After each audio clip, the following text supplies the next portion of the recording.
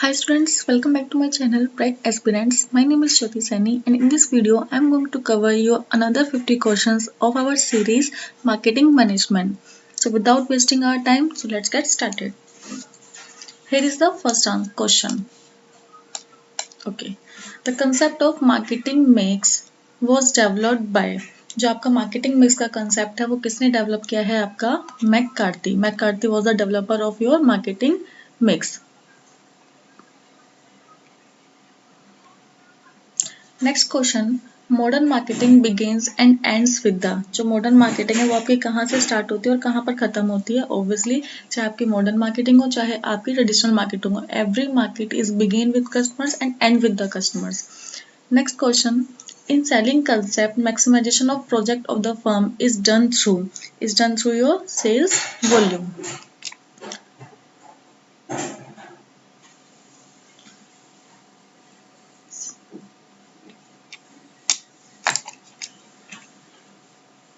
Okay. Dash segmentation classifies consumers on the basis of age, gender, income and occupation. ये again question आपका कहाँ से आया है? STP से आया. और मैंने every time I am telling you this is the very much important topic. You can not skip this topic. तो तक जो आपके एज, जेंडर और इनकम के बेसिस पर जब आप ऑक्यूपेशन को इनमें सेगमेंटेशन करते हो तो this is known as your demographic segmentation. Next आता है आपका Dash environment consists of the factors like inflation rate, interest rate and employment. तो ये कौन सा होता है आपका economic environment. Marketing is a dash function of transferring goods from producer to consumers. तो ये क्या होता है आपका कमर्शियल है जहाँ पर आप क्या करते हो, जो ऐसा फंक्शन है आपका जिस पर गुड्स को आप प्रोड्यूसर्स तक ट्रांसफर कर सकते हो. आप प्रोड्यूसर से आप क्या कर रहे हो, यहाँ पर प्रोड्यूसर गुड्स को यहाँ पर मैन्युफैक्चरिंग करता है और यहाँ पर कंज्यूमर तक गुड्स को पहुंचाना. तो ये क्या होता है आपका एक कमर्शियल फंक्शन है आपकी मार्केटिंग का. Dash is the strong feeling, desire, emotions make the buyer a product.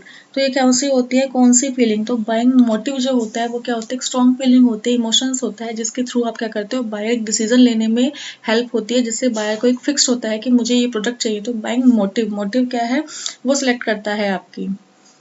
Next question dash motives are those which determine where और from whom product are purchase. कि जो आपका मोटिव क्या होता है जो ये डिटरमाइन करता है कि कहाँ से और किससे आपने क्या करना है, प्रोडक्ट को यहाँ पर खरीदना है. तो उसको क्या बोलते हो आप, पैट्रोनेज मोटिव. द 4 C's आपके कौन से होते हैं यहाँ पर, ये मैंने लास्ट वीडियो में भी कराए थे आपको. That is customer solution, cost, convenience and communication. Next question a marketing information system caters to the needs of. तो ये किसके नीड्स को यहाँ पर करता है, marketing decision. Today company have to manage its sorry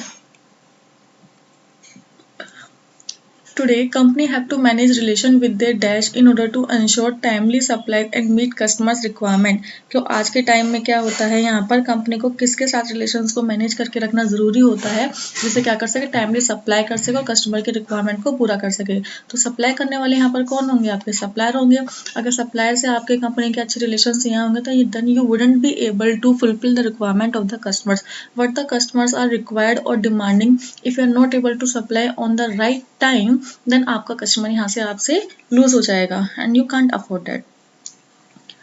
412 banks are a part of. Banks किसके part होते हैं आपके, माइक्रो इन्वायरमेंट के पार्ट होते हैं आपके.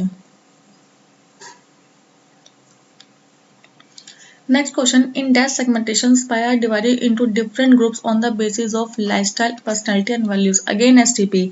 इसका आप बताओगे, जल्दी से आंसर बताओ इसका क्या होगा कमेंट में.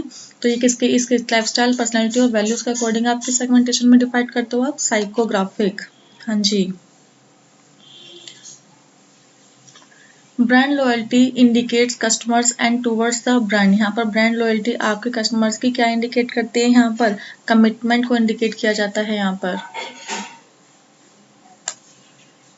एक सेकेंड में इसको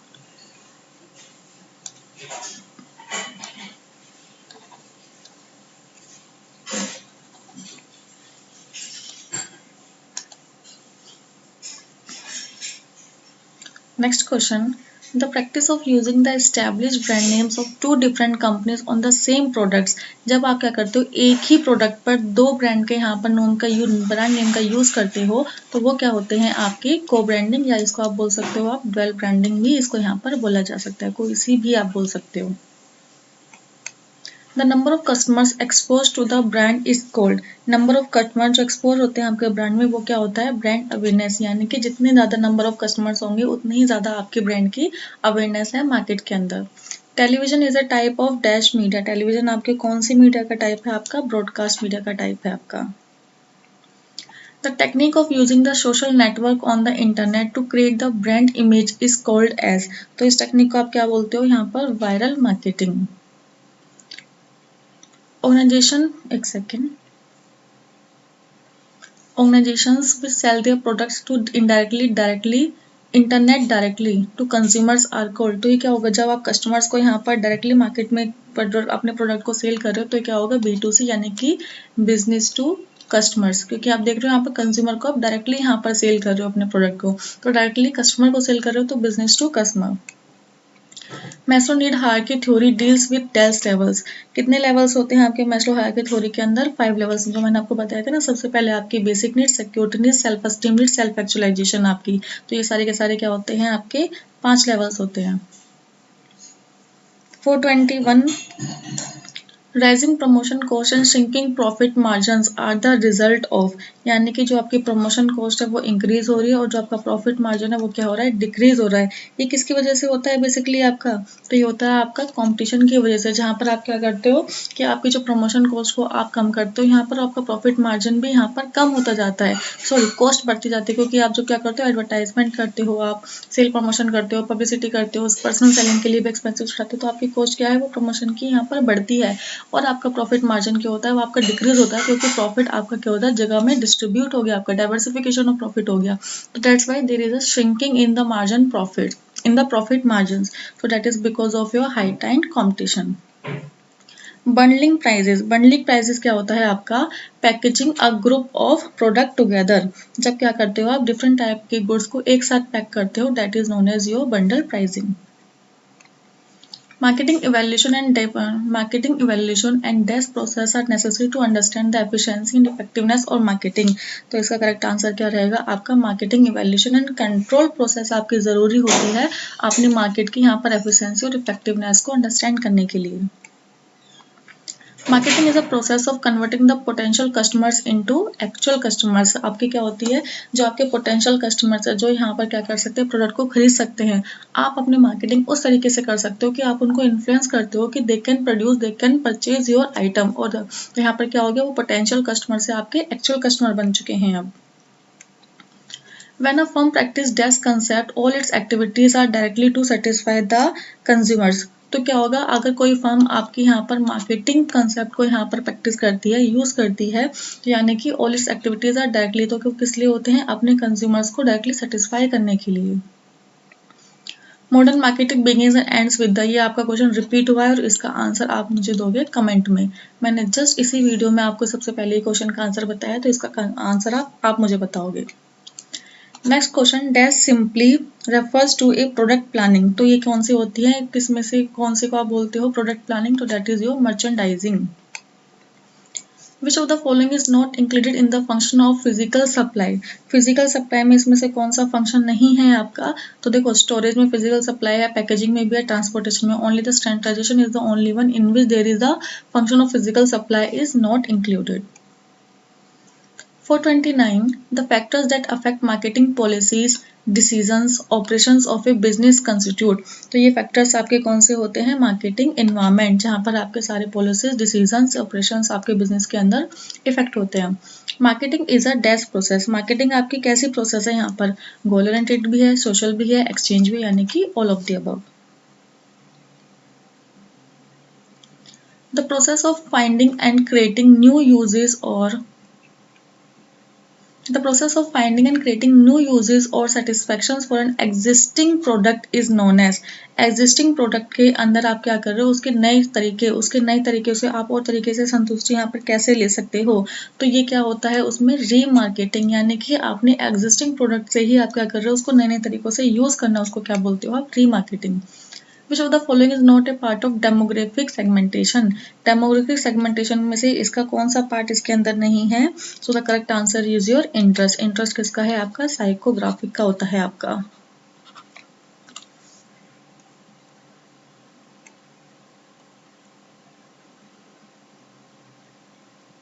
When a buyer, एक second, When a buyer decide to buy after careful consideration or logical thinking, his decision is said to be। जब आपका बायर अच्छे से सोच समझ के कोई डिसीजन लेता है किसी चीज को परचेज करने के लिए या नहीं परचेज करने के लिए, तो that is called your rational, यानी कि सोच समझ कर डिसीजन लेना is called your rational decision.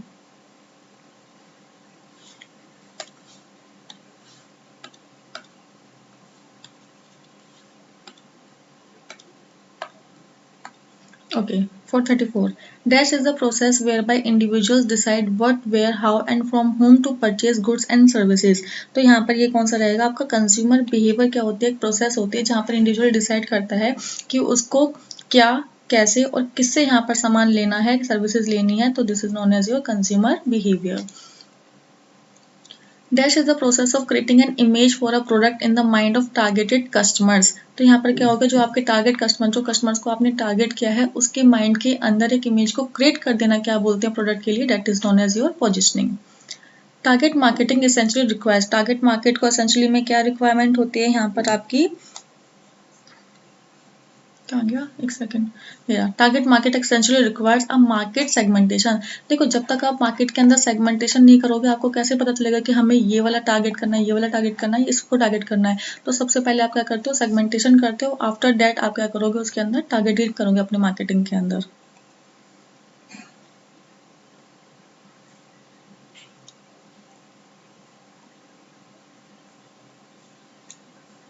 When a consumer decide to buy without much logical thinking, his decision is said to be। अब देखो एक तो मैंने बताया था जब कस्टमर से आपका सोच समझ के कोई डिसीजन लेता है। अब यहाँ पर पूछा है अगर आपका कस्टमर बिना समझे कोई डिसीजन ले रहा है यहाँ पर, तो उसको आप क्या बोलोगे, तो उसको क्या बोलोगे, बेसिकली आप इमोशनल, यानी कि सोच, अगर सोच समझ कर लेता है तो रेशनल होता है, सोच समझ कर नहीं ले रहा है तो क्या है आपका इमोशनल है। 438 Dash motives are those come from the psychological और basic needs such as hunger, thirst, sleeps। तो ये कौन से होते हैं आपके inherent, यानी कि जो आपकी हंगर, थर्स्ट, स्लीप एटसेट्रा से अराइज होते हैं, those motives are called your inherent motives।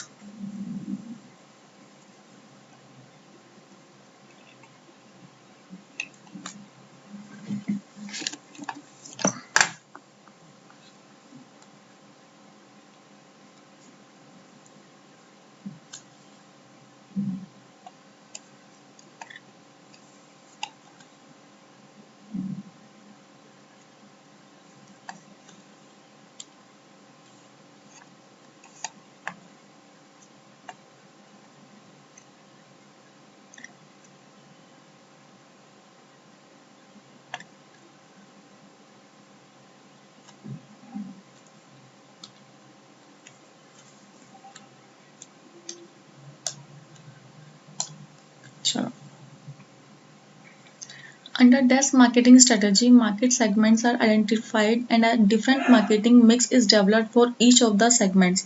तो यहाँ पर इसका आंसर क्या रहेगा आपका डिफरेंशिएटेड, यानी कि आपने क्या किया, हर एक मार्केटिंग स्ट्रेटेजी के अंदर मार्केटिंग सेगमेंट्स को आपने आइडेंटिफाई किया, उसके अंदर आपने डिफरेंट मार्केटिंग मिक्स को डेवलप किया, उसमें ई सेगमेंट्स को, वो क्या होता है आपका differentiated.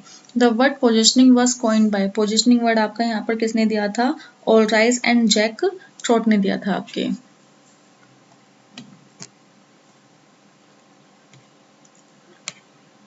The only revenue producing element in the marketing mix is. Revenue producer आपका कौन होता है, आपका रिवेन्यू कहाँ से मिलेगा, प्राइस से मिलेगा, प्राइस से पैसा आएगा, पैसे से आपका रिवेन्यू जनरेट होगा यहाँ पर।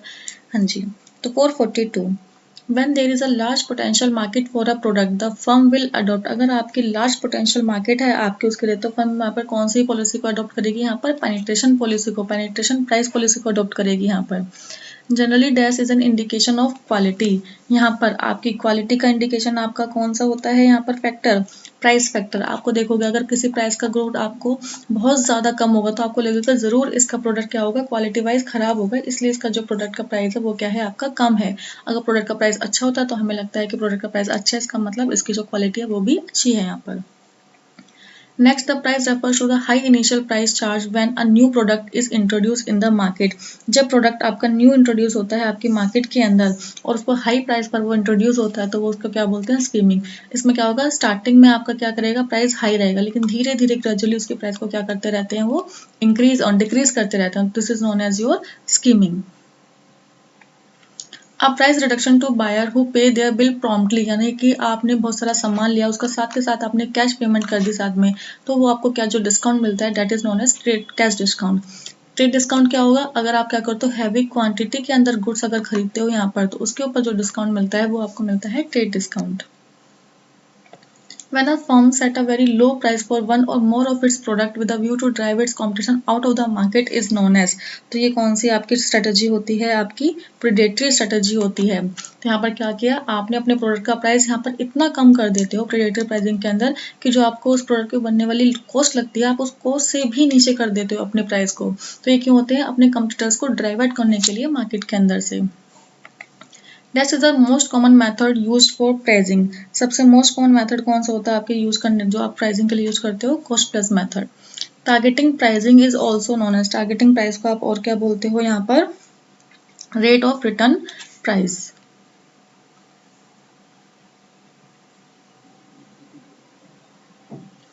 Dash is the practice of charging a low price right down from the beginning to stimulate the growth of the market। यानी कि स्टार्टिंग से ही जब आप यहाँ पर अपने प्राइस लो रखते हो अपने प्रोडक्ट का, उसको क्या बोलते हो आप, penetration pricing. Under this pricing price is set on the basis of managerial decisions and not on the basis of cost demand. यानी कि मैनेजरियल डिसीजन पर जब आपके प्राइस यहाँ पर डिपेंड करते हैं तो वो कौन से होते हैं, आपके administered pricing. So these are the 50 questions. Hope you got the some of benefits from this kind of questions. If you are liking this kind of playlist or series, then do let me know in the comment box. And if you like this video, then don't forget to like, comment, share, and subscribe my channel Bright Aspirants. Thank you guys.